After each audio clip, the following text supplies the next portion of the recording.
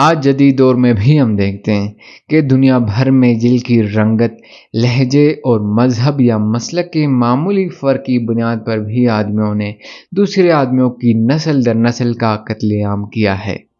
آپ کا کیا خیال ہے؟ قدیم زمانے میں آدمی ہم سے زیادہ برداشت کا حامل تھا، وہ بھی کسی ایک نسل نہیں بلکہ انسانوں کی ایک بالکل مختلف نوع سے متعلق اس کی برداشت کتنی رہی ہوگی؟ تو یہ عین ممکن ہے کہ جب آدمیوں نے نیانڈرتھالوں کا سامنا کیا تو اس کا نتیجہ نوع انسانی کی تاریخ میں پہلے اور سب سے اہم نسلی بنیادوں پر صفائی کی صورت ہی برآمد ہوا ہوگا۔ اس وقت جو بھی صورتحال رہی ہو، نیانڈرتھال اور دوسری انسانی انواع آج بھی تاریخ کا ایک بہت بڑا اگر اور مگر بنا ہوا ہے۔ ذرا سوچئے، اگر نیانڈرتھال اور ڈینیسووا یعنی انسان بھی ہم خیرمند آدمیوں کے ساتھ بقا کی منزلیں پار کر لیتے تو یہ دنیا کیسی دنیا ہوتی؟ ایسی دنیا جہاں انسان کی کئی انواع اکٹھی بسر رکھتی تو کس طرح کی تہذیب، ثقافت، سیاست اور سماجی ڈھانچے پائے جاتے؟ مثال کے طور پر مذاہب اور عقیدے کیا طور اختیار کرتے ہیں؟ کیا تورات کا پہلا باب نیانڈرتھالوں کو بھی آدم اور حوا کی اولاد قرار دیتا؟ کیا عیسیٰ آدم زادوں کے ساتھ ساتھ ڈینیسوون انسانوں کے گناہوں کے لیے بھی سولی چڑھ جاتے؟ کیا قرآن میں جنت کے حوالے سے آدم کی اولاد آدمیوں ہی نہیں بلکہ دوسری انواع کے نیک اور متقی انسانوں کے لیے بھی بشارت دی جاتی؟ کیا نیانڈرتھال جنگجوؤں کو رومی افواج کے لشکروں میں جگہ مل پاتی؟ کیا ڈینیسوون انسان باقی خیرمند آدمیوں کی طرح چینی سلطنت اور درباروں میں جگہ پا لیتے؟ کیا امریکہ کے اعلان آزادی کی دستاویز میں صرف آدمی ہی نہیں بلکہ انسانوں کی ہر نسل اور نوع کے حقوق کے تحفظ برابر قرار دینے کا وعدہ کیا جاتا؟ کارل مارکس کا کیا ہوتا؟ کیا وہ بنی نوع انسان سے تعلق رکھنے والے ہر مزدور، چاہے اس کی رنگ، نسل اور ذات کے علاوہ جنس اور نوع بھی بھلے اور ہی ہو، اکٹھا ہونے کا پیغام دے پاتے؟ بات یہ ہے کہ پچھلے 10,000 برسوں میں خیرمند آدمی اپنی یکتائی کی حقیقت سے اس قدر مانوس ہو چکا ہے کہ اس کے لیے کسی دوسری صورت بارے سوچ پانا تقریباً ناممکن ہو چکا ہے۔ بنی نوع انسان سے تعلق رکھنے والی دوسری انواع ہمارے بہن اور بھائیوں کی عدم وجودگی کا نتیجہ ہے کہ ہم انتہائی آسانی کے ساتھ تخلیق کے تصور پر ایمان لا سکتے ہیں۔ آج یہ ایسا کرشمہ نظر آتا ہے کہ جس میں ہم انسان یعنی خیرمند آدمی باقی کے جانوروں سے ممتاز ہیں۔ ہم ایسے یکتا تصور کیے جا سکتے ہیں کہ گویا ہم ان سے بالکل الگ ہیں۔ ہمارے اور ان کے بیچ ایک درس ہے، ایک ایسا شگاف ہے جو ہمیں باقی کے جانوروں سے ممتاز کرتا ہے۔ جب ڈارون نے اسی حقیقت کی جانب توجہ دلائی، یعنی کہا کہ آدمی بھی دراصل جانوروں کی ہی ایک قسم ہے، تو گویا طوفان آ گیا۔ آدمیوں کی اکثریت غصے سے پاگل ہو گئی۔ آج بھی کئی لوگ ہیں جو اس نظریے سے سخت اختلاف رکھتے ہیں۔ اگر نیانڈرتھال آج باقی ہوتے تو کیا ہم پھر بھی خود کو ان سے مختلف مخلوق ماننے پر مصر رہتے؟ شاید یہی وجہ تھی کہ ہمارے یعنی خیرمند آدمیوں کے آبا نے نیانڈرتھال انسانوں کا صفایا کر دیا تھا۔ ان میں اور ہم میں اتنی قدریں مشترک تھیں کہ انہیں نظر انداز کرنا ممکن نہیں تھا، وہیں وہ ہم سے اس قدر مختلف تھے کہ انہیں برداشت کرنا ہمارے لیے ممکن نہ تھا۔ اس زمن میں خیرمند آدمیوں کو قصوروار ٹھہرائے یا نہیں، لیکن تاریخ گواہ ہے کہ جب بھی آدمی نے کسی نئی جگہ پر بسیرا کیا ہے، وہاں کی آبادیاں رفتہ رفتہ ناپید ہو کر نیست و نابود ہو گئیں۔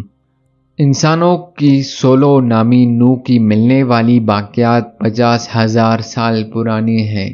ڈینیسوون انسان اس کے کچھ ہی عرصے بعد معدوم ہو گئے۔ نیانڈرتھال 30,000 سال پہلے ختم ہوئے۔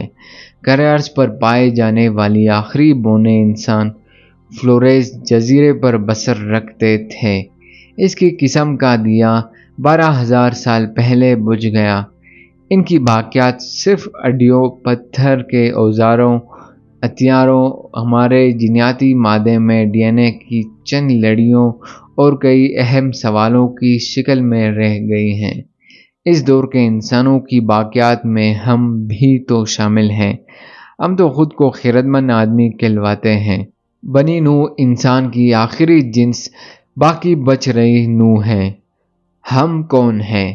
ہم انسان ہیں، ہم آدمی ہیں۔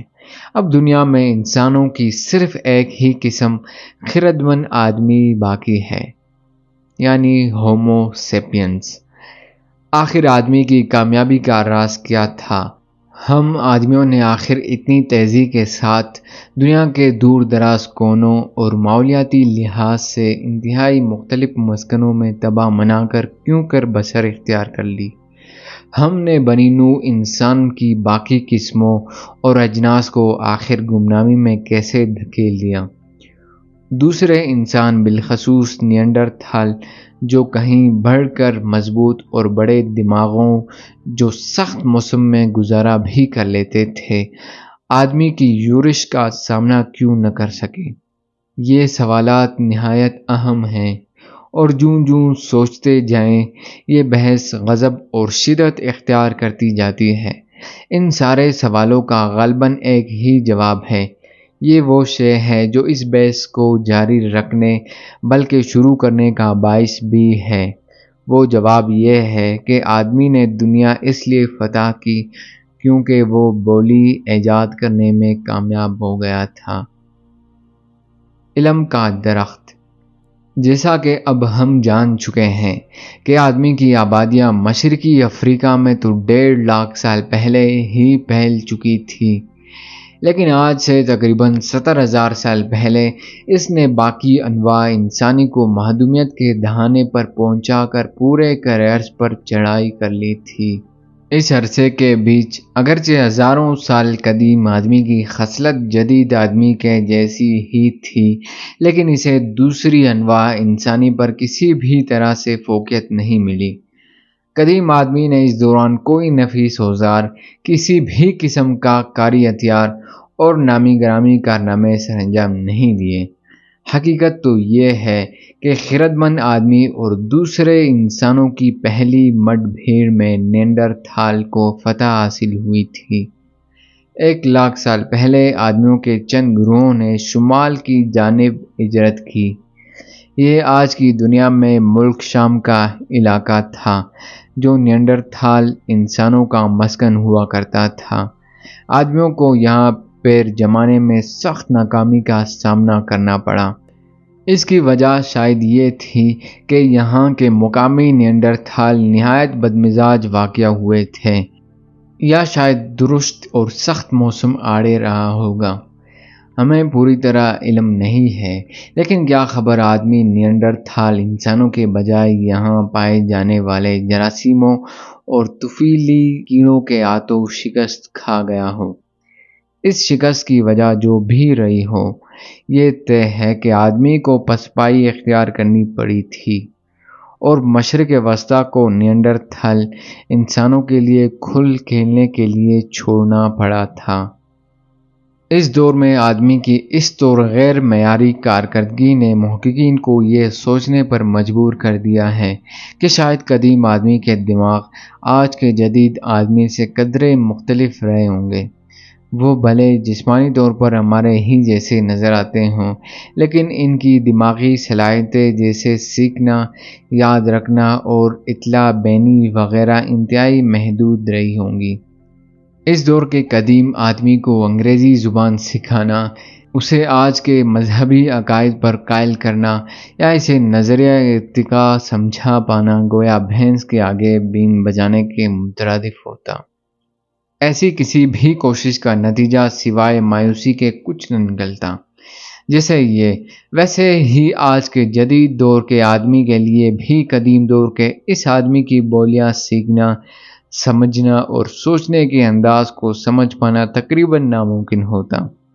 لیکن پھر تقریباً 70,000 سال پہلے ایسا ہوا کہ آدمی نے پہلی دفعہ غیر معمولی اور مثالی حرکات شروع کیں۔ اب کی بار آدمی نے افریقہ سے دوسری دفعہ ہجرت اختیار کی۔ اب کی بار آدمی کے گروہوں نے نیانڈرتھال کو ہی نہیں بلکہ انسانوں کی تمام باقی انواع کو بھی صرف مشرق وسطیٰ ہی نہیں بلکہ دنیا کے اگواڑے سے نکال باہر کر کے معدومیت کی گہری پاتال میں دھکیل دیا۔ یہ انسانی تاریخ میں کسی بھی نوع انسانی کے لیے انتہائی مختصر عرصے میں اس قدر ترقی کا حیران کن مظاہرہ تھا۔ آدمی مشرق وسطیٰ سے نکل کر یورپ اور مشرقی ایشیا تک پہنچ چکا تھا۔ پھر 45,000 سال پہلے کسی نہ کسی طرح کھلے آسمان کو بھی پار کر لیا اور آسٹریلیا جا پہنچا۔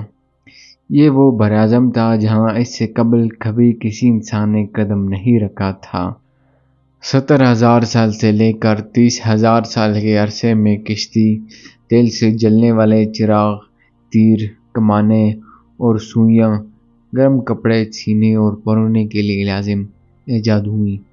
اس دور میں جسے واقعی ایک آرٹ کہا جا سکتا ہے وہ ہاتھی دانت سے بنائی گئی شیرنما آدمی، مرد یا عورت کی مورت ہے جو جرمنی کے غار سے دریافت ہوئی تھی۔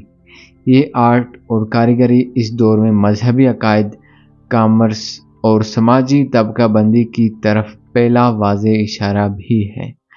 محققین کی اکثریت یہ اتفاق رکھتی ہے کہ آدمی کی اس بے مثال کامیابیوں کی اصل وجہ اس کی دماغی صلاحیتوں میں انقلاب تھا۔ یہ ماننا ہے کہ وہ آدمی جنہوں نے نیانڈرتھال انسانوں کو معدوم کیا، اسی نے آسٹریلیا میں پہلی انسانی آبادی قائم کی اور شیرنما آدمی جیسی کاریگری دکھائی۔ وہ آج کے جدید آدمی جتنے ہی ذہین تخلیقی صلاحیتوں کے مالک اور احساس ہوا کرتے تھے۔ اگر آج ہمیں اس شیرنما آدمی کی مورت کے خالق سے ملاقات کا موقع ملے تو کوئی وجہ نہیں کہ ہم اس کی بولی سیکھ لیتے اور اسے اپنی بولی بھی سمجھا دیتے۔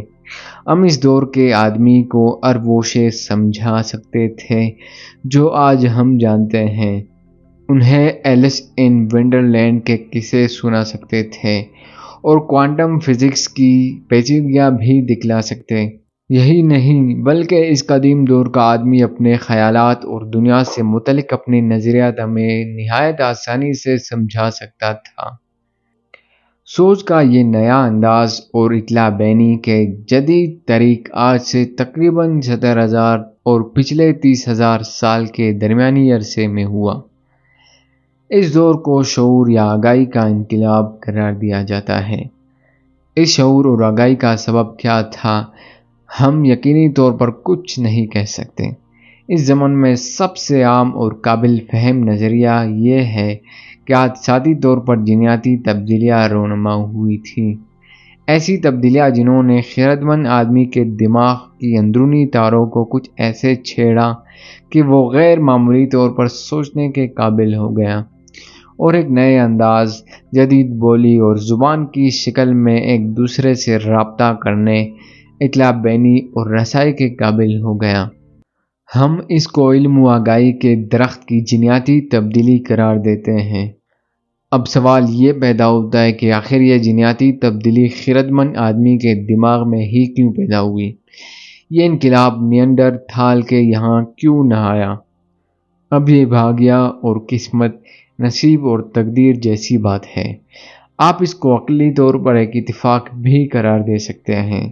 ہم اس بارے میں آج کی تاریخ میں یہی کہہ سکتے ہیں۔ اس معاملے میں بہرحال اس آگاہی کے انقلاب کی وجوہات سے زیادہ نتائج اہم ہیں۔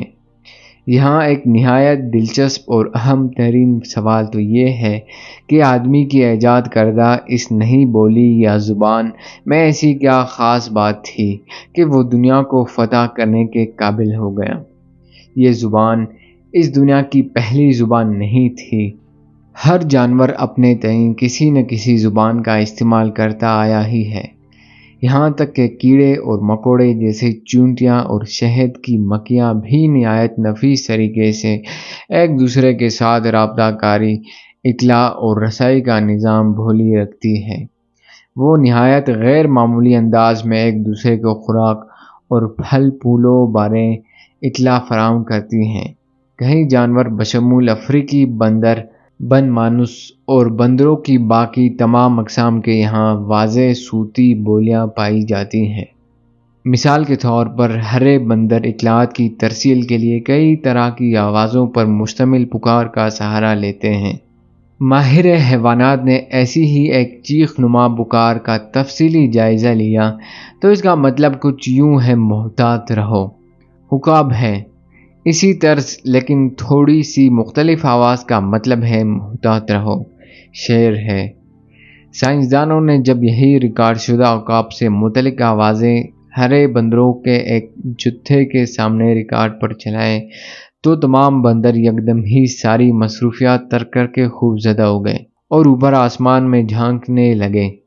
جب اسی گروہ کو دوسری طرز کی شیر سے متعلق آوازیں سنائی تو یکدم جیسے بھگدڑ مچ گئی اور سارے بندر اچھلتے کودتے خوف کے مارے درختوں پر چڑھ گئے۔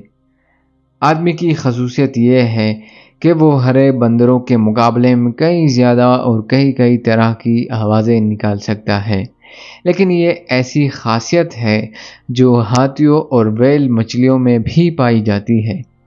ایک طوطا وہ ساری چیزیں دوہرا سکتا ہے جو البرٹ آئنسٹائن نے کہی ہوں گی۔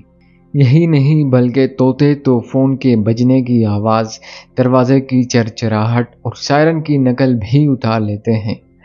ہمیں یہ سمجھنے کی ضرورت ہے کہ آئنسٹائن کو کسی طوطے پر جو فوقیت حاصل تھی وہ ہرگز بولی بولنے کی صلاحیت نہیں تھی، تو پھر آخر ہماری بول چال اور زبان میں ایسی کیا خاص بات ہے؟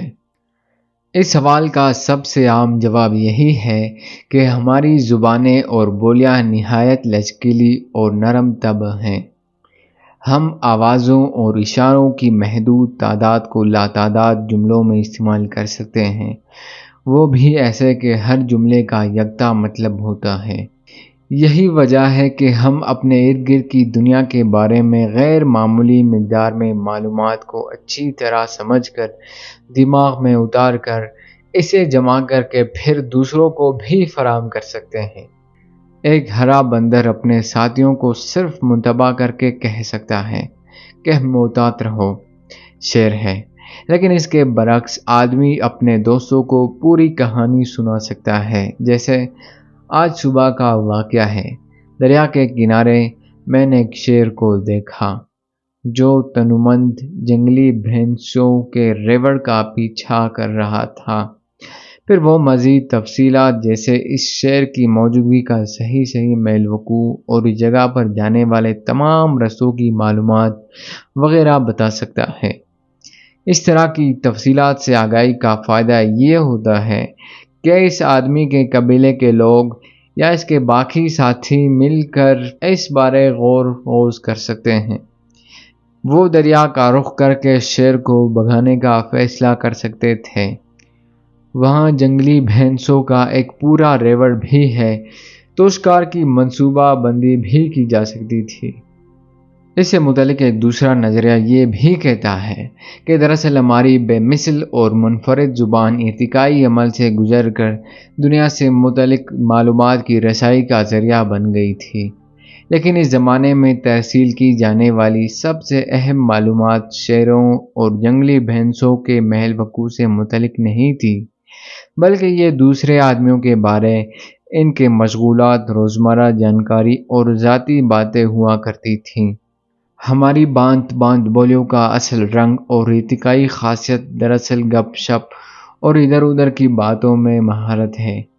اس نظریے کے تحت ہی خردمند آدمی صحیح معنوں میں ایک سماجی جانور بن کر ابھرا ہے۔ آدمی کے لیے سماجی تعلق داری، تعاون اور اشتراک بقا اور افزائش نسل کی کنجی بن گیا۔ ایک فرد چاہے وہ مرد ہو یا عورت، اس کے لیے شیروں اور جنگلی بھینسوں کے ریوڑ کے بارے میں معلومات کافی نہیں ہوتی، اس کے لیے زیادہ اہم یہ ہے کہ وہ یہ جان لے کہ اس کے گھروں میں کون کس سے نفرت کرتا ہے، کون کس کے بستر کی زینت بن چکا ہے، کون ایماندار ہے اور کون بے ایمان۔ اس معاملے کو کچھ یوں سمجھیے، چند درجن آدمیوں، مردوں اور عورتوں کے کسی گروہ میں افراد سے متعلق جتنی معلومات جمع کر کے ترسیل کی جا سکتی ہے، اس کی مقدار ہوش اڑا دینے کے لیے کافی ہے۔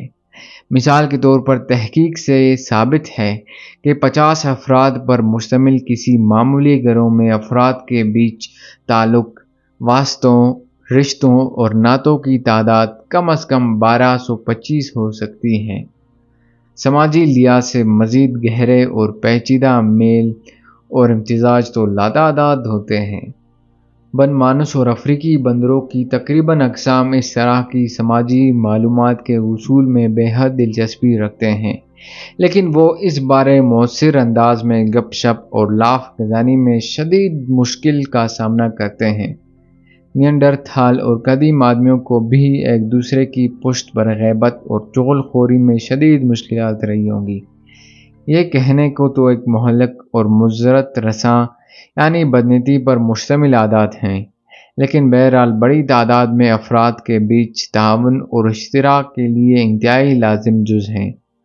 70,000 سال پہلے آدمی نے جب بول چال اور لاف گزانی کی صلاحیت حاصل کی تو پھر ان کے لیے منہ بند رکھنا مشکل ہو گیا۔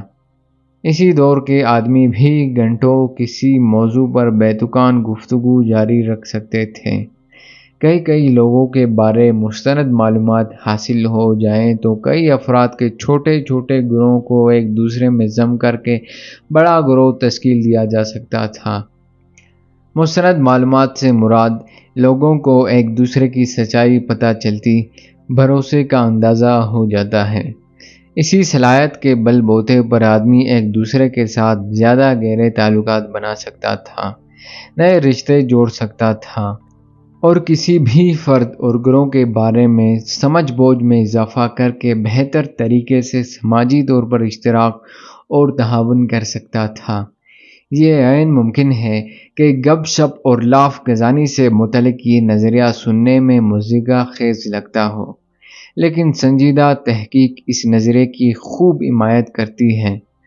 آج بھی انسانی پیغام رسانی اور معلومات کی ترسیل کا ایک بڑا ذریعہ گپ شپ اور لاف گزانی ہی ہے، بھلے اس مقصد کے لیے کوئی بھی طریقہ جیسے زبانی گپ شپ، ای میل، فون کالوں اور اخباری کالموں اور فیچروں کا استعمال کیا جاتا ہو، اس سے فرق نہیں پڑتا۔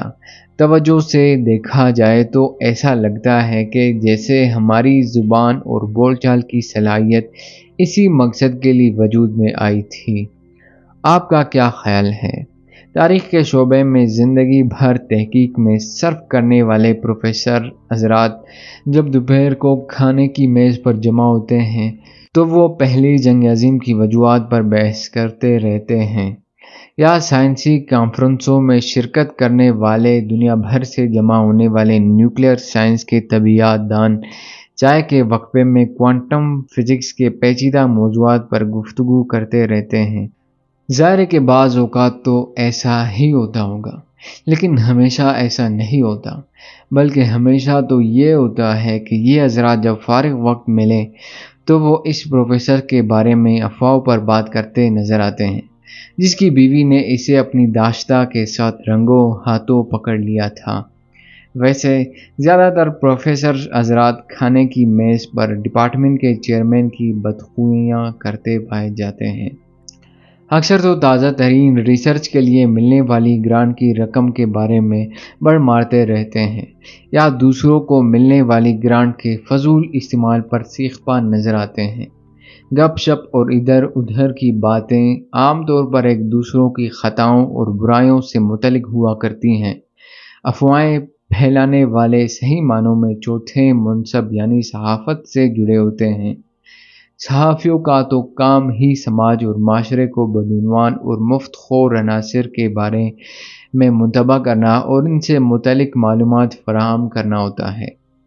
یہ نظریے یعنی گپ شپ کا نظریہ یا دریا کے کنارے شیر کی کہانی کا نظریہ دونوں ہی درست ہو سکتے ہیں۔ ہمارے لیے یہاں یہ سمجھنا زیادہ اہم ہے کہ ہماری زبان اور بول چال کی صلاحیت کی بے مثل خصوصیت یہ نہیں ہے کہ ہم دوسرے آدمیوں، شیروں اور جنگلی بھینسوں کے ریوڑ سے متعلق وسیع مقدار میں معلومات جمع کر کے اس کی آگے ترسیل کر سکتے ہیں۔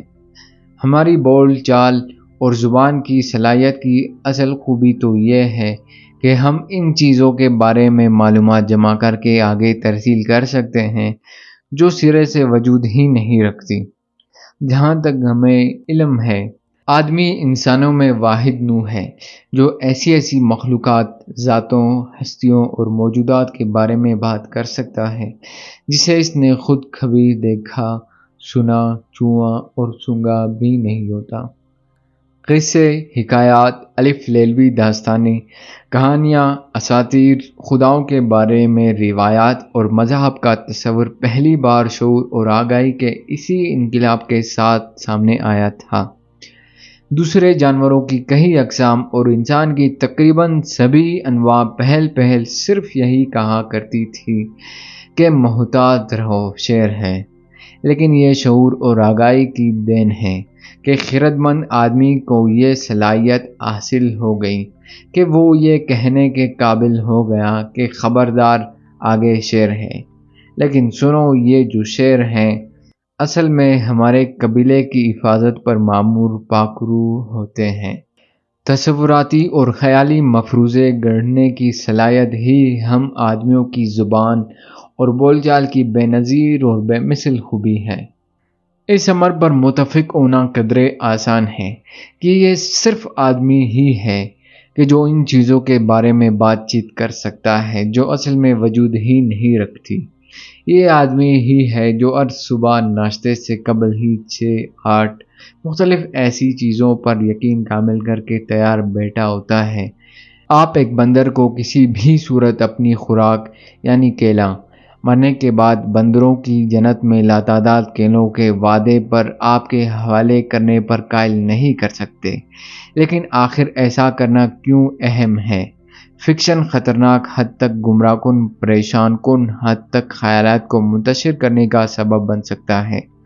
وہ لوگ جو جنگلوں میں پریوں اور جن بھوتوں کی تلاش میں نکلتے ہیں، بجا طور پر ان لوگوں کے مقابلے میں ہلاکت کا زیادہ شکار ہو سکتے ہیں جو جنگلوں میں کھو جائیں تو اپنی توجہ کھمبیا اور دوسری خوراک جمع کر کے واپسی کے امکانات پر مرکوز کر دیں۔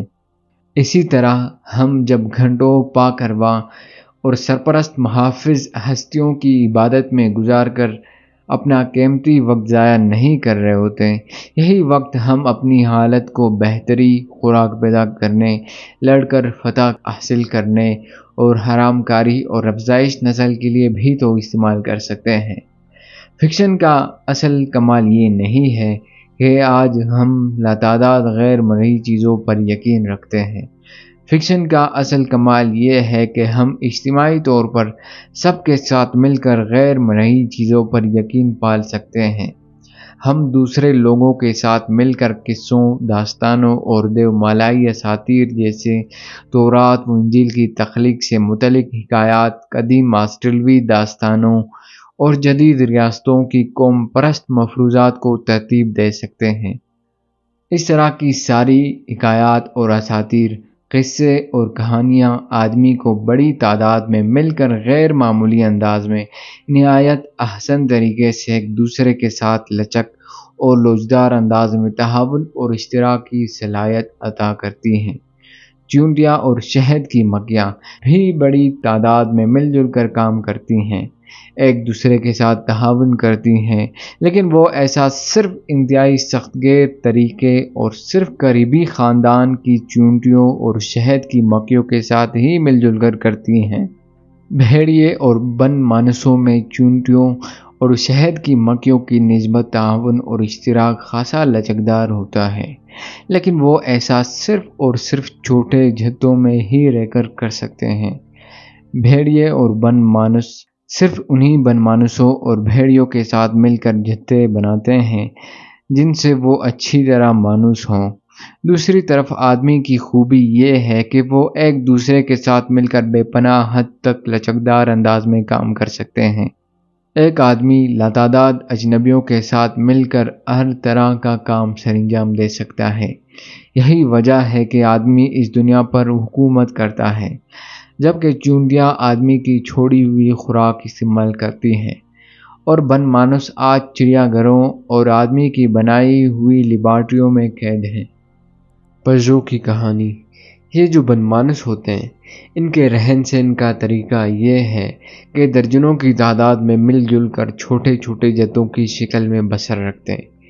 ہر جتے میں بن مانوس انفرادی سطح پر پکی دوستیاں بھی بناتے ہیں۔ یہ مل کر شکار کرتے ہیں اور دشمن بن مانوسوں، چیتوں اور لنگوروں کے خلاف کندھے سے کندھا ملا کر لڑائی بھی لڑتے ہیں۔ بن مانوسوں کے یہاں پائے جانے والے سماجی ڈھانچے میں درجے ہوتے ہیں۔ اس سے مراد یہ ہے کہ ہر جتھے کا ایک سردار ہوتا ہے جس کی خوب چلتی ہے۔ یہ سردار کوئی نر بن مانوس ہی ہوتا ہے۔ اسے الفا نر کہتے ہیں۔ یہ جتھے کا سب سے تگڑا نر ہوتا ہے۔ جتھے کے دوسرے نر اور مادہ بن مانوس اس تگڑے نر کے سامنے ہر وقت غصے سے غراتے رہتے ہیں، اس طرح بڑبڑا کر اور ناراضی کا اظہار کر کے اور اس کی حاکمیت کو تسلیم کرتے ہیں۔ بن مانوس انسانوں کی طرح نہیں ہوتے جو اپنے بادشاہ یا مرشد کے سامنے نہایت ادب اور خاموشی کے ساتھ جھک کر اور گھٹنے ماتھے ٹیک کر تعظیم بجا لاتے ہوں اور بادشاہ یا مرشد کو اس کی حاکمیت جتاتے ہوں۔ بن مانوسوں میں اس حاکم نر کا اصل کام یہ ہوتا ہے کہ وہ اپنے جتھے کے اندر سماجی مطابقت، اتحاد اور ہم آہنگی قائم کر کے رکھے۔ اگر جتھے کے دو بن مانوس آپس میں لڑ پڑیں تو یہ نر بیچ میں پڑ کر تشدد کو روکتا ہے۔ بعض موقعوں پر فیاضی کا مظاہرہ کر کے کسی بن مانوس کو زیادہ خوراک دلا کر مرغوب کرنے کی بھی کوشش کرتا ہے تاکہ جتھے کا مقصد پورا ہو، اور ہمیشہ ہی چھوٹے، کمظرف یا کمزور بن مانوسوں کو مادہ بن مانوسوں کے ساتھ جنسی تعلق قائم رکھنے سے بھی روکتا ہے۔ بن مانوس کے کسی جتھے میں جب نر حاکمیت کے لیے لڑائی لڑتے ہیں تو وہ ایسا اکیلے، تن تنہا یا صرف اپنی جسمانی طاقت کے بل بوتے پر نہیں کرتے۔ وہ جتھے کے اندر ساتھی تلاش کرتے ہیں، نر اور مادہ دونوں طرح کے ساتھی، جس طرح بھی ممکن ہو، اور جتنی زیادہ تعداد میں حامی مل جائیں اتنا ہی بہتر ہے۔ جتھے کے اندر کسی بھی نر بن مانوس کے لیے حمایت حاصل کرنا آسان نہیں ہوتا۔ اسے محنت کے بل بوتے پر ہر روز دوسرے بن مانوسوں کی خیر خبر لینی پڑتی ہے۔ اس کے ساتھ تعلق بنائے رکھنے کے لیے گہرا اور جگری ناطہ جوڑنا پڑتا ہے۔ بے تکلفی کا سہارا بھی لیا جا سکتا ہے۔ اپنے دوستوں کو ہر روز گلے لگا، چھو کر، چوم اور پچکار کر اور کسی نہ کسی طرح بخشش، عنایات اور خیر خواہی کا اظہار کر کے تعلق کو باور کرانا پڑتا ہے۔ وہ نر بن مانوس جو جتھے کی حاکمیت کے خواہاں ہوں، ان کی مثال انسانوں میں سیاستدانوں کی طرح ہوتی ہے جو انتخابی مہم کے دوران حلقے میں جگہ جگہ جا کر لوگوں سے ملاقاتیں کرتے ہیں، ووٹروں کے ساتھ ہاتھ ملاتے ہیں، ان کی بچوں کو لاٹ کرتے پھرتے ہیں۔ بن مانوسوں کے ہاں جتھے کی سرداری حاصل کرنے کے خواہاں نروں کا زیادہ تر وقت دوسرے بن مانوسوں کے بچوں کو چومتے، چمکارتے اور ان کی پیٹھ سہلاتے ہی گزرتا ہے۔ ایک نر بن مانوس جتھے کا سردار اس لیے نہیں بنتا کہ وہ جسمانی طور پر مضبوط ہوتا ہے، بلکہ اس کی اصل طاقت تو جتھے کی رہنمائی کرنے، تعلق استوار کرنے اور بن مانوسوں کے بیچ اتحاد قائم رکھنے کی صلاحیت ہوتی ہے۔ بن مانوسوں کے ہاں یہ اتحاد اور گٹھ جوڑ ہی ہوتے ہیں جو نہ صرف سرداری کا تعین بلکہ روزمرہ معاملات کو بھی چلانے میں اہم کردار ادا کرتے ہیں۔ ایسے کسی بھی متحد جتھے کے رکن بن مانوس اپنا زیادہ تر وقت اکٹھا گزارتے ہیں، کھانا بانٹ کر کھاتے ہیں اور مشکل وقت میں ایک دوسرے کی مدد بھی کرتے ہیں۔ بن مانوسوں کے جتھے کو برقرار رکھنے اور احسن طریقے سے چلانے کے لیے ضروری ہے کہ عددی لحاظ سے حد مقرر رہے۔ کسی بھی جتھے کی کامیابی کا راز یہ ہے کہ اس میں شامل بن مانوسوں کے بیچ اتحاد اور اتفاق قائم رہے۔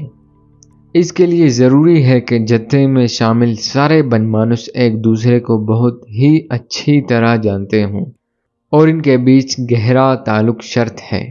مثال کے طور پر دو بن مانوس جن کے بیچ کبھی ملاقات نہیں ہوئی، لڑائی اور تکرار یا ذاتی سطح پر قریبی دوستی اور جذباتی لگاؤ نہیں دیکھا، تو ان دونوں کے لیے یہ جاننا ناممکن ہوگا کہ آیا وہ ایک دوسرے پر اعتبار کر سکتے ہیں یا نہیں، کیا ایک دوسرے کی مدد کرنا ان کے لیے کارآمد ہو سکتا ہے یا نہیں، اور سب سے اہم بات یہ ہے کہ تعلق واسطے کے بغیر انہیں پتہ ہی نہیں چلتا کہ ان میں سے برتر کون ہے۔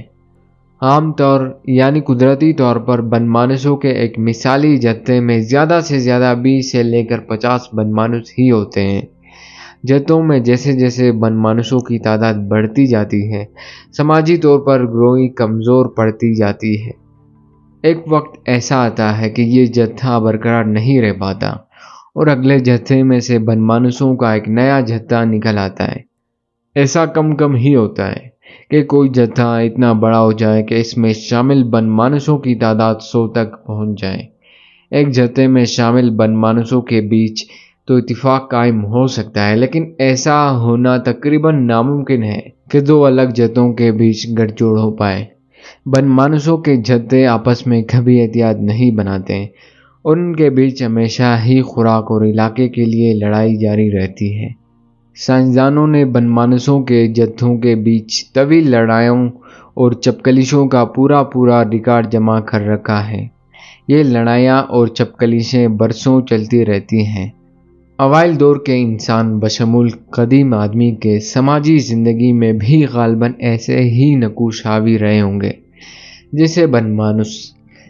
ویسے ہی انسانوں کے یہاں بھی سماجی جبلت پائی جاتی ہے، جس کی وجہ سے ہمارے آباء نے دوسرے انسانوں کے ساتھ تعلق اور دوستی پالی، پیشوائی کا نظام قائم کیا اور ایک دوسرے کے ساتھ مل کر شکار کیا اور لڑائیاں لڑیں۔ تاہم اس دور میں انسان بھی بن مانوسوں کی ہی طرح چھوٹے چھوٹے گروہوں میں بٹ کر ایسا کر پاتا تھا۔ اوائل دور کے قدیم انسانوں کے یہاں بھی جب کوئی گروہ حد سے زیادہ بڑا ہو جاتا تو سماجی ترتیب اور نظام غیر مستحکم ہو جاتا اور نتیجہ گروہ کے ٹوٹنے پر منتج ہوتا، بھلے کوئی وادی کتنی ہی زرخیز کیوں نہ ہو۔ اس میں دستیاب وسائل زیادہ سے زیادہ 500 قدیم آدمیوں کا پیٹ بھرنے کے لیے ہی کافی ہوتے تھے۔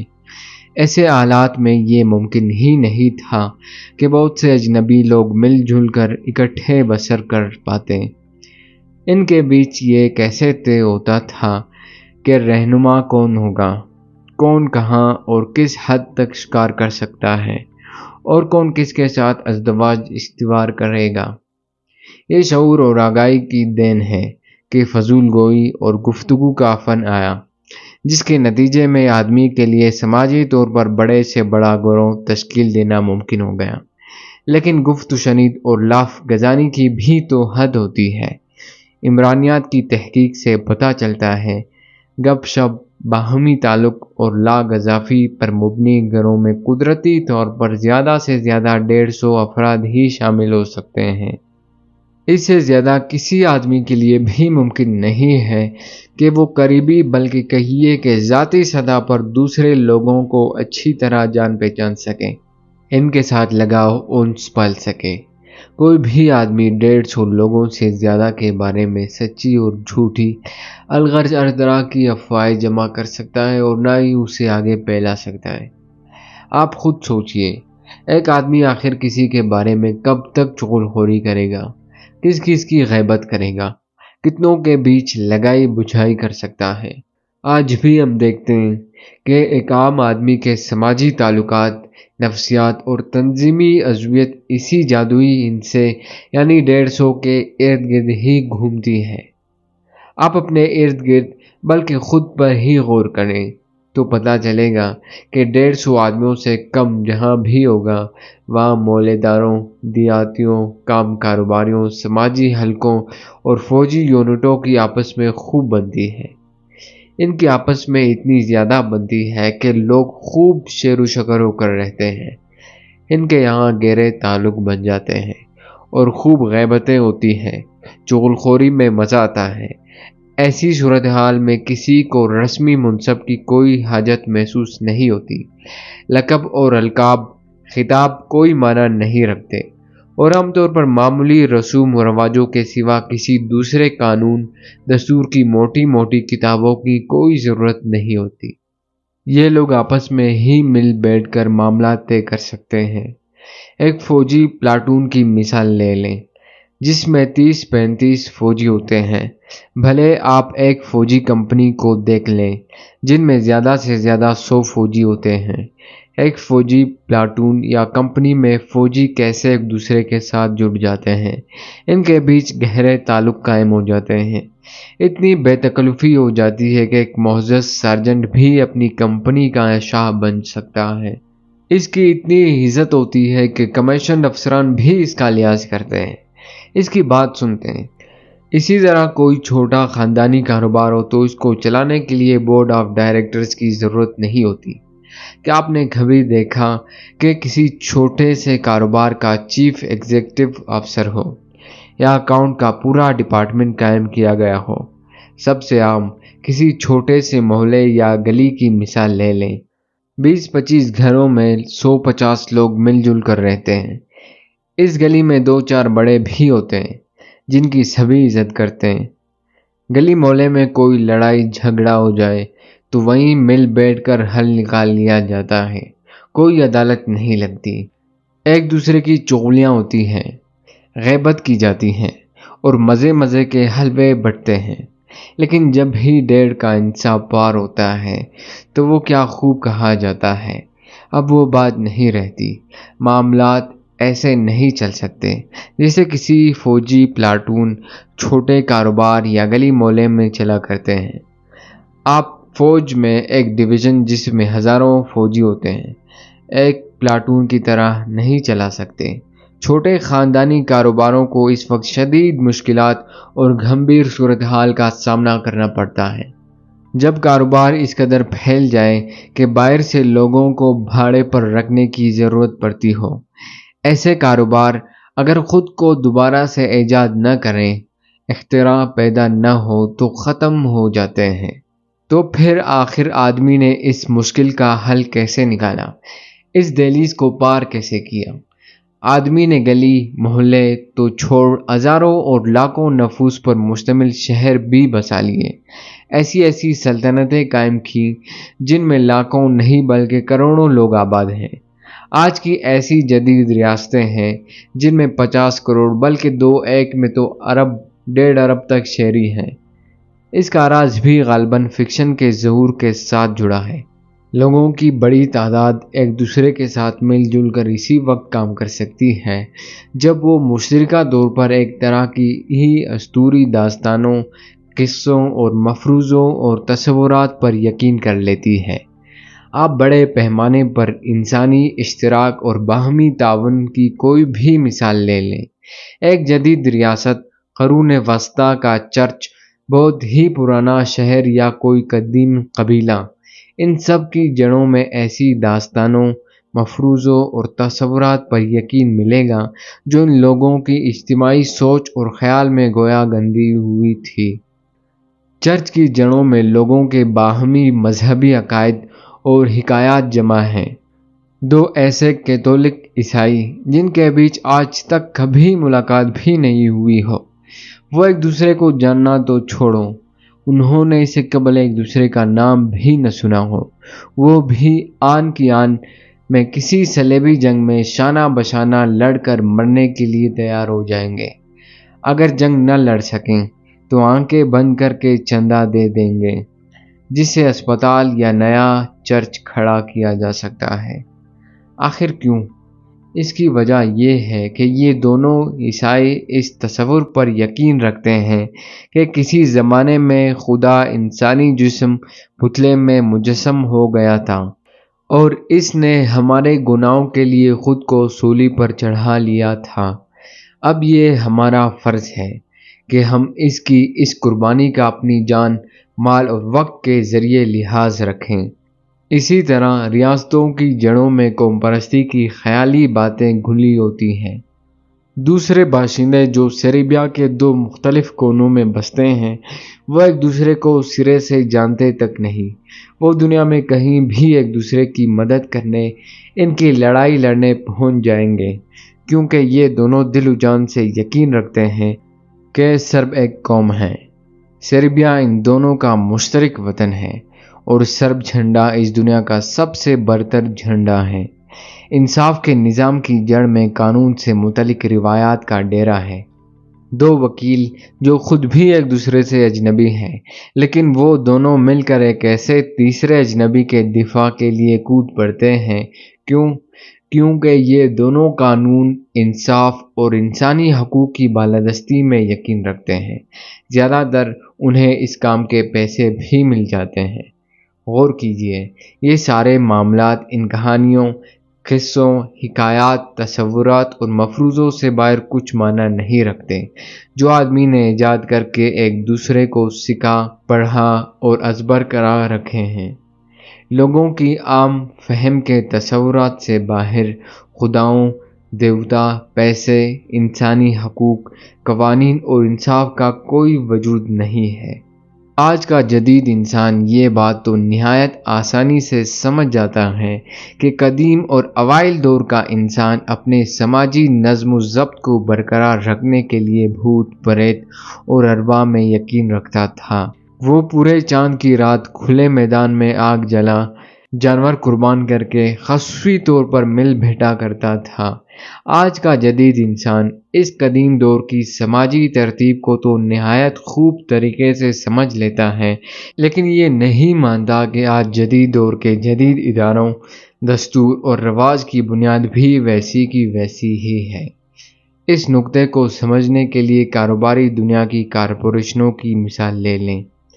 آج کے جدید دور کے کاروباری سرمایہ دار اور وکلا اصل میں انتہائی طاقتور مداری ہیں۔ ان کاروباری حضرات شاطر وکیلوں، سرمایہ داروں اور قدیم قبائلی شامن پادریوں کے بیچ فرق صرف یہ ہے کہ آج کے وکیل ان کے مقابلے میں زیادہ لمبی چھوڑتے ہیں اور بہت ہی بڑھ چڑھ کر عجیب و غریب قصے بناتے ہیں۔ اس زمن میں آپ جدید دور کی پژو کی کہانی سنیے، جو کہ بہترین اور مثالی ہے۔ آپ کو جرمنی کے غار سے ملنے والا انتہائی قدیم اور نادر نمونہ شیرنما آدمی تو یاد ہی ہوگا۔ جیسے تب ویسے ہی آج بھی شیر کی شبیہ جوں کی تو استعمال ہوتی ہے۔ آج کل یہ شبیہ پیرس سے لے کر سڈنی تک لاکھوں موٹر کاروں، ٹرکوں اور موٹر سائیکلوں پر ایک نشان کی شکل میں نظر آتی ہے۔ شیر کا یہ نشان پژو کمپنی کی بنائی ہوئی ہر گاڑی کے فرنٹ بونٹ پر انتہائی نفیس انداز میں سجا بجھا کر شان سے لگایا جاتا ہے۔ پژو یورپ میں گاڑیاں بنانے والی ایک بہت پرانی اور آج سب سے بڑی کمپنی ہے۔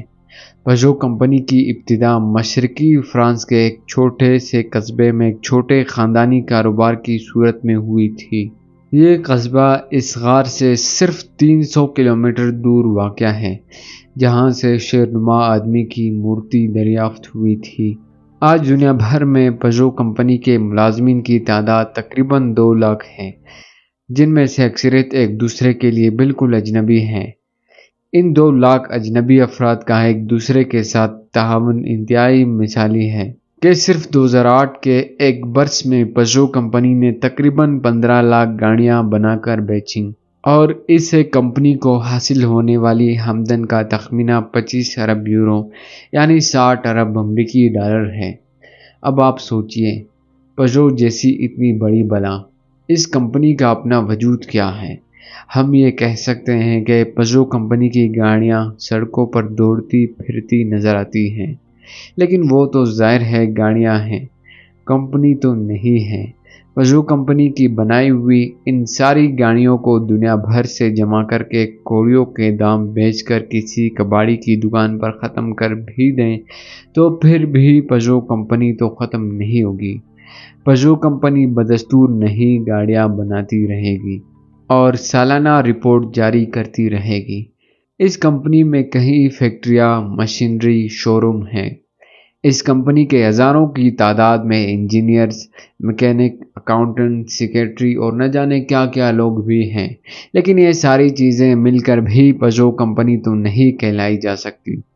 पजो कंपनी एक फैक्ट्री, सिर्फ फैक्ट्री ही रहेगी, पजो कंपनी नहीं कहलाई जाएगी।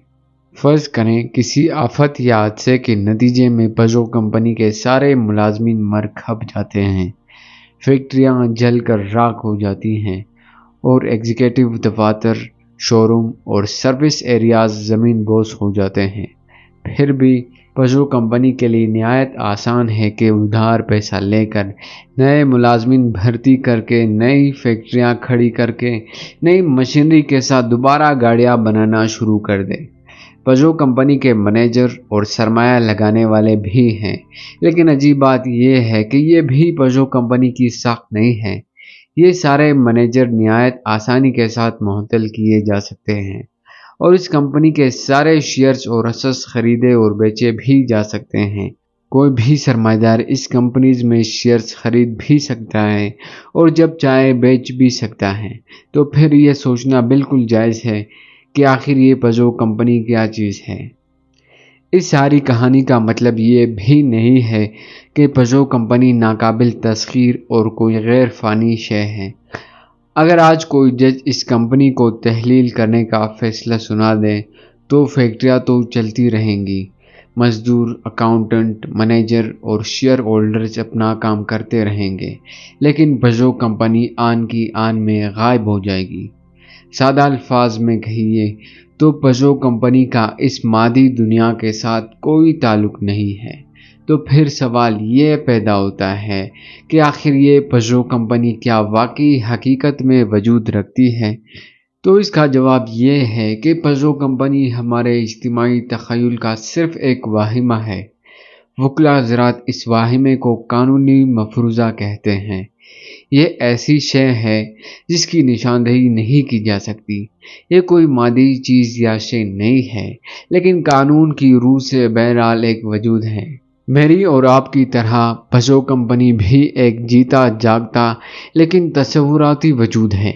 इस पर भी हमारी ही तरह इन मुल्कों के कवानीन लागू होते हैं जहाँ जहाँ ये कंपनी वजूद रखती है।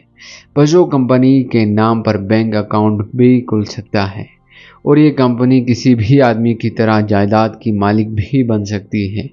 पजो कंपनी टैक्स भी अदा करती है और इस पर मुकदमा भी कायम किया जा सकता है।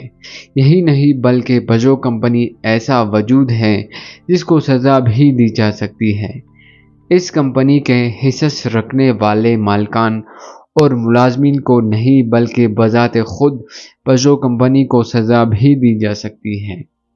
पजो कंपनी की हकीकत कानूनी हेर फेर की एक इख्तिरा लिमिटेड कंपनी से मुतल्लिक है। ये जो लिमिटेड कंपनी की इख्तिरा है, इसके पीछे नूए इंसानी की होशियारी और जहानत की महराज छुपी हुई है। आदमी हज़ारों साल, अनगनत बरसों तक ऐसी इख्तिरात के बग़ैर ही जीता चला आ रहा है। रिकॉर्ड शुदा इंसानी तारीख के तकरीबन हिस्से में यही नज़र आता है कि जायदाद का मालिक होने के लिए गोश्त पोश से बने होश व हवास के मालिक आदमी का वजूद लाजिम है। अगर 13वीं सदी में कोई शख्स रेडियो की वर्कशॉप बनाकर रेडिया बेचने की दुकान लगाता तो वो शख्स ही ये कारोबार समझा जाता। मिसाल के तौर पर अगर कोई हथरेडी बिकने के एक हफ्ते बाद ही टूट जाती तो गुस्से में लाल पीला गाहक नाक भौएं चढ़ाकर सीधा इस शख्स के गिरेबान को हाथ डाल देता।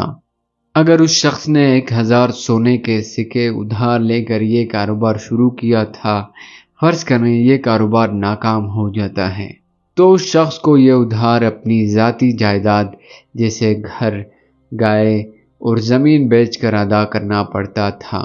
ये इस ज़माने की बात है कि शायद इस शख्स को इस नाकामी का खमियाजा अपने बच्चों को भी ग़ुलामी में बेचकर अदा करना पड़ जाता था। अगर इसके बावजूद भी वो ये उधार चुकाने में नाकाम रहता तो लाजिम है इसके कर्ज ख्वाह इसको पकड़कर मुकामी काजी की अदालत में ले जाते, जहाँ इस शख्स को कैद की सज़ा सुनाई दी जाती। یہ شخص اس کاروبار سے متعلق ہر شے کا ذمہ دار قرار پاتا اور اس کی کوئی حد نہیں تھی۔ اس حقیقت میں کوئی دو رائے نہ ہوتی۔ اگر آپ اس زمانے میں جی رہے ہوتے تو کوئی بھی کاروبار شروع کرنے سے پہلے سو چھوڑ 1000 بار سوچتے۔ یہ ایسی صورتحال تھی کہ کاروبار کی حوصلہ شکنی ہوتی تھی۔ لوگ نیا کاروبار شروع کرنے اور معاشی خطرات مول لینے سے ڈرتے تھے۔ ظاہر ہے کون ایسا جھنجھٹ پالے جس کا نتیجہ کنگالی اور مفلسی پر منتج ہو سکتا تھا۔ یہی وجہ تھی کہ لوگوں نے اجتماعی طور پر لمیٹڈ کمپنیوں کے تصور کے بارے میں سوچنا شروع کیا۔ یہ خود مختار کمپنیوں کا تصور تھا، مراد ایسا تصور جو قانونی طور پر کسی بھی شخص کو ان کمپنیوں کو تشکیل دینے، سرمایہ کاری کرنے اور چلانے والے لوگوں سے آزادی فراہم کرتا تھا۔ پچھلی چند صدیوں میں لمیٹڈ کمپنیاں دنیا بھر کے معاشی میدان کا سب سے بڑا کردار بن کر ابھری ہیں۔ آج ہم ان لمیٹڈ کمپنیوں سے اس قدر مانوس ہو چکے ہیں کہ سرے سے بھول چکے ہیں کہ یہ صرف ہمارے خیال اور تصور کا شاخسانہ ہے اور اس کے سوا کچھ بھی نہیں ہے۔ امریکہ میں لمیٹڈ کمپنیوں کو کارپوریشن کے نام سے پکارا جاتا ہے۔ کارپوریشن کی اصطلاح نہایت عجیب رمز ہے۔ وہ یوں کہ کارپوریشن لاطینی زبان کے لفظ کارپس سے نکلا ہے۔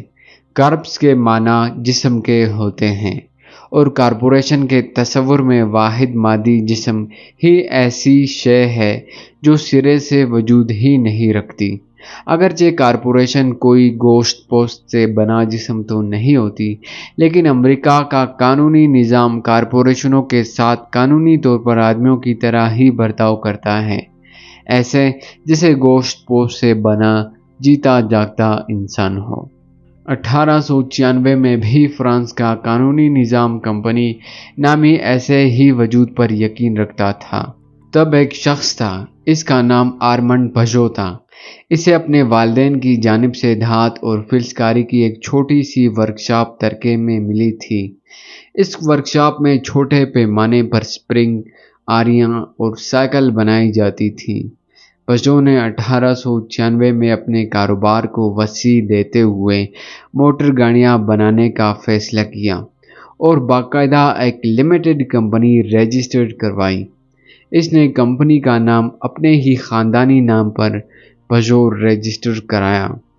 یہ کمپنی قانونی طور پر پژو اور اس کے خاندان سے الگ ایک خود مختار وجود تھی۔ اگر کوئی موٹر گاڑی چلتے چلتے میکینیکل وجوہات کی بنا پر رک جاتی تو خریدار آرمنڈ پژو نہیں بلکہ پژو کمپنی پر ہرجانے کا دعویٰ کر سکتا تھا۔ پژو کمپنی نے ورکشاپ میں توسیع اور شوروم بنانے کے لیے لاکھوں فرانسیسی فرانک کا قرض لیا، لیکن اگر یہ کمپنی دیوالیہ ہو جاتی تو آرمنڈ پژو قرض خواہوں کو ایک پائی بھی واپس ادا کرنے کا حقدار نہیں تھا، کیونکہ قرضہ آرمنڈ پژو نامی شخص نے نہیں بلکہ پژو نامی کمپنی نے اٹھایا تھا۔ آرمنڈ پژو 1915 میں بیمار پڑ کر انتقال کر گیا، لیکن پژو کمپنی آج بھی زندہ ہے اور کلیشے تندرست اور اچھی صحت کی حامل ہے، یعنی خوب منافع کما رہی ہے۔ آرمنڈ پژو نے پژو کمپنی کی تخلیق کیسے کی؟ اس کا جواب یہ ہے کہ آرمنڈ پژو نے پژو کمپنی کو ایسے ہی پیدا کیا جیسے نوع انسانی کی تاریخ میں پادریوں نے خدا اور جادوگروں نے بھوت پریت اور بدروحوں کے تصور کو پیش کیا تھا۔ اس قدیم تصور کے تحت آج بھی ہزاروں اور لاکھوں کی تعداد میں فرانسیسی عیسائی اتوار کے روز بلا ناغہ چرچ میں جمع ہوتے ہیں اور یسوع مسیح کے صلیب پر چڑھتے ہوئے جسم کی شبیہ بناتے ہیں۔ کروڑوں لوگ آج بھی بھوت پریت اور آسے پر یقین رکھتے ہوئے ہر روز کبھی دن اور کبھی رات میں ٹوٹکے کرتے ہیں۔ ان تصورات کے آج بھی قائم رہنے میں اصل ہاتھ ان قصوں، داستانوں اور حکایات کا ہے جو لوگ ایک دوسرے کو بار بار سناتے ہیں اور ان پر یقین رکھتے ہیں۔ عیسائیوں کے یہاں کئی مسالک اور فرقے بھی ہیں۔ ہر فرقہ، مثال کے طور پر فرانس کے کیورے عیسائی فرقے کے پارش چرچ کے لیے یسوع مسیح کی زندگی سے متعلق وہ حکایت سب سے اہم اور قطعی تصور کی جاتی ہے جو کیتھولک چرچ نے سنا رکھی ہے۔ اس حکایت کی روح سے اگر کوئی کیتھولک پادری غسل کر کے پاک صاف ہو کر مقدس پوشاک پہن کر سچے دل اور پوری لگن کے ساتھ صحیح وقت اور صحیح جگہ پر بالکل ٹھیک ٹھاک لہجے، تلفظ اور مخصوص انداز کے ساتھ درست الفاظ ادا کرے تو دنیا کی معمولی مادی چیزیں جیسے ڈبل روٹی اور شراب خدا کے اوتار کی صورت گوشت اور پوست میں ڈھل جاتی ہیں۔ پادری بآواز بلند لاطینی زبان میں وہ الفاظ ادا کرتا ہے جس کے معنی ہے یہ میرا جسم ہے، اور نٹ سے سامنے پڑی ڈبل روٹی اور شراب یسوع مسیح کے گوشت میں ڈھل جاتی ہے۔ اس پادری کو جب اس فرقے کے لاکھوں عیسائی دیکھتے ہیں کہ اس نے پاک صاف ہو باقاعدہ تیار ہو کر نہایت تندہی اور انماک سے اس کارروائی پر عمل کیا ہے، تو وہ ایسا پیش آتے ہیں کہ جیسے خدا سچ مچ حقیقت میں زمین پر اتر آیا ہے اور وہ اب اس مقدس ڈبل روٹی اور شراب میں سمو گیا ہے۔ پژو کمپنی کے معاملے میں اہم حکایات یا مفروضہ وہ تھا جو فرانس کے نظام قانون نے وضع کر رکھا تھا۔ یہ قانون فرانس کی پارلیمان نے طے کیا تھا، اور ہم سب جانتے ہیں کہ پارلیمان مقدس ہوا کرتی ہے۔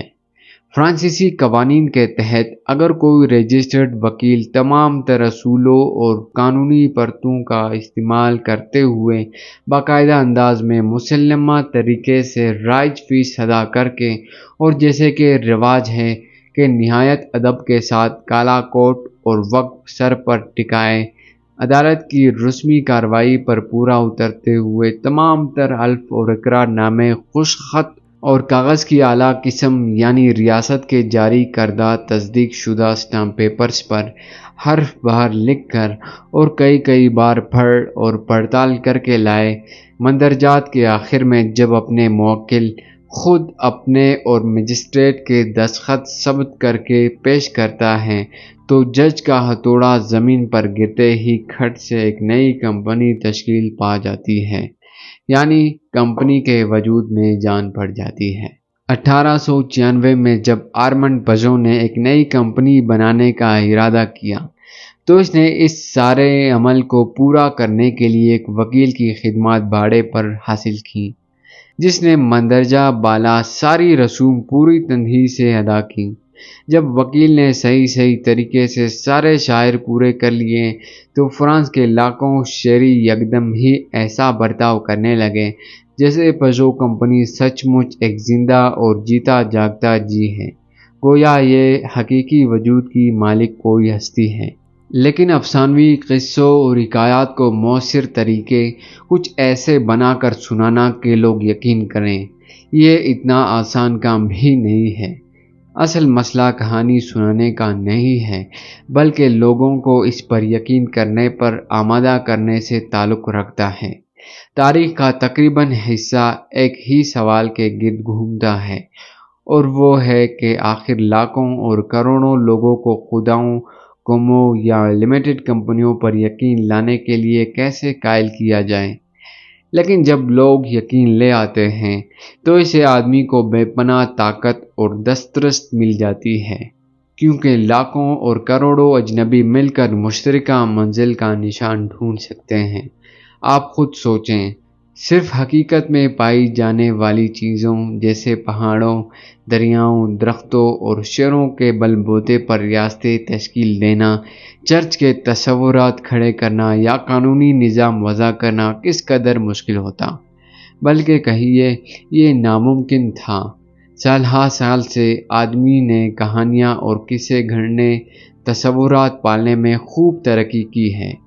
اب ہم غیر معمولی طور پر انتہائی پیچیدہ اور جال در جال کہانی بن سکتے ہیں۔ کہانیوں اور حکایتوں کے تہ درتے اس جال میں پژو کا قصہ نہ صرف یہ کہ وجود رکھتا ہے بلکہ انتہائی طاقتور بھی ہے۔ لوگ ان قصوں، داستانوں، مفروضوں اور حکایات کی مدد سے جو کہانیوں کے جال بنتے ہیں، علمی حلقوں میں اسے فکشن، سماجی ترتیب یا سب سے بہتر نام تصوراتی حقیقت سے پکارا جاتا ہے۔ کوئی بھی تصوراتی حقیقت جھوٹ نہیں ہوتی۔ جھوٹ تو یہ ہے کہ میں قصہ کچھ ایسے گڑھ لوں کہ میں نے آج صبح دریا کے کنارے ایک شیر دیکھا تھا، جبکہ اصل میں سچ یہ ہے کہ میں جان بوجھ کر غلط بیانی کر رہا ہوں، ورنہ دریا کے کنارے کوئی شیر وغیرہ نہیں تھا۔ جھوٹ بولنا کوئی اتنی اہم شے بھی نہیں ہے۔ ارے بندے اور بن مانس بھی جھوٹ بول سکتے ہیں۔ مثال کے طور پر ہرے بندروں کو تحقیق کے دوران جھوٹ بولتے دیکھا جا چکا ہے۔ سائنسدانوں نے مشاہدے کے دوران دیکھا کہ ایک ہرا بندہ چیختا محتاط رہو شیر ہے، حالانکہ اس وقت ارد گرد کوئی شیر نہیں تھا۔ لیکن چھوٹے بندر کی اس غلط بیانی اور جھوٹ موٹ چیخنے کا اسے فائدہ یہ ہوا کہ وہ بندر جن کے ہاتھ کچھ کھیلے آ گئے تھے فوراً ہی ڈر کر درختوں پر چڑھ گئے، اور دروغگو بندر کو کھیلوں کی وافر مقدار میں سے چند اپنے لیے ہتھیانے کا نہایت آسان موقع مل گیا۔ جھوٹ کے برعکس تصوراتی حقیقت ایسی شے ہے جس میں کسی تصور، خیال یا سوچ پر سب کے سب افراد اجتماعی طور پر یقین رکھتے ہیں۔ جب تک سب لوگ اس پر یقین دہرے رہتے ہیں، تصوراتی حقیقت دنیا میں اپنی اصل طاقت دکھاتی رہتی ہے۔ شیر نما آدمی کا مجسمہ ساز بھی دل و جان سے ایک شیر نما آدمی کی روح پر یقین رکھتا ہوگا۔ بعض جادوگروں اور شعبدہ بازوں کو چھوڑ کر باقی سبھی خداؤں اور بھوت پریت، جن چڑیلوں پر پورا یقین رکھتے ہیں۔ سبھی لاکھ اور کروڑ پتی افراد پیسے اور لمیٹڈ کمپنیوں میں یقین رکھتے ہیں۔ انسانی حقوق کے تحفظ پر تحریک پر کام کرنے والا ہر شخص دل کی عطا گہرائیوں سے انسانی حقوق کی وجودگی پر یقین رکھتا ہے۔ آپ خود بتائیں، 2011 میں جب اقوام متحدہ نے لیبیا کی حکومت سے اپنے شہریوں کے انسانی حقوق کے تحفظ کا مطالبہ کیا تو اس میں جھوٹ کہاں تھا؟ حالانکہ اقوام متحدہ، لیبیا اور انسانی حقوق، یہ تینوں ہمارے تخیل کی ایجاد ہیں۔ یہ ہماری تصوراتی حقیقت کا حصہ ہیں۔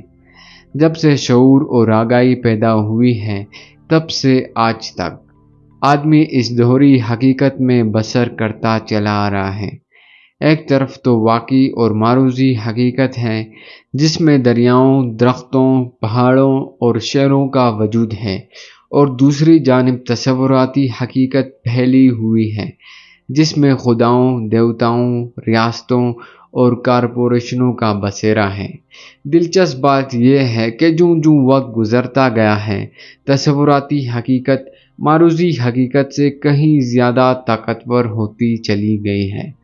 آج تو صورتحال یہ ہے کہ خود واقعی حقیقتوں جیسے دریاؤں، درختوں اور شہروں کی بقا تصوراتی حقیقتوں جیسے خداؤں، ریاستوں اور کارپوریشنوں کی محتاج ہے۔